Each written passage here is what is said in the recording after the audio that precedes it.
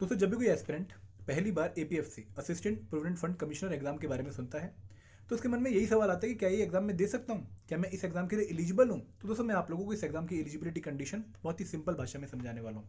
पहले हम बात करते हैं एजुकेशनल क्वालिफिकेशन की। तो यहाँ पर दो तरह की एजुकेशनल क्वालिफिकेशन है। एक है मस्ट एजुकेशनल क्वालिफिकेशन जो कि होनी ही चाहिए, वो है ग्रेजुएशन। अगर आप लोगों की ग्रेजुएशन कंप्लीट है you can apply for APFC exam.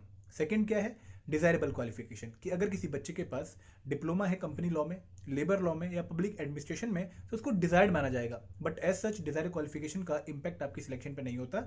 Selection जो है वो मेरिट बेसिस पे होती है। तो सेकंड हम बात करते हैं एज लिमिट की। तो एज लिमिट में आप लोगों ने ध्यान रखना है कि कोई minimum age limit APFC exam के लिए मेंशन नहीं कर रखी है, लेकिन मैक्सिमम एज लिमिट मेंशन कर रखी है। अगर आप लोग 35 के हो चुके हैं और जनरल कैटेगरी से बिलोंग करते हैं फिर आप एलिजिबल नहीं है।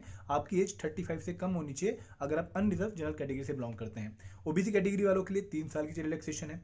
एससी एसटी वालों के लिए 5 साल की एज रिलैक्सेशन है ओवर दी 35 एज। और अगर कोई पर्सन बेंचमार्क डिसेबिलिटी है उसके लिए अगेन 10 ईयर की एज रिलैक्सेशन है। तो यहाँ पर आप लोग 35 for general category, 38 for OBC, 40 for SC ST and 45 for PWBD आप लोग इस एग्जाम के लिए अप्लाई कर सकते हैं। और ये जो कट ऑफ डेट है एज कैलकुलेट करने की वो generally last date of filling of application form होती है जो कि नोटिफिकेशन में मेंशन होती है। आई होप अब आपको कोई डाउट नहीं होगा रिगार्डिंग द एलिजिबिलिटी। अगर फिर भी कोई डाउट है तो आप लोग कमेंट सेक्शन में मेंशन कर सकते हैं।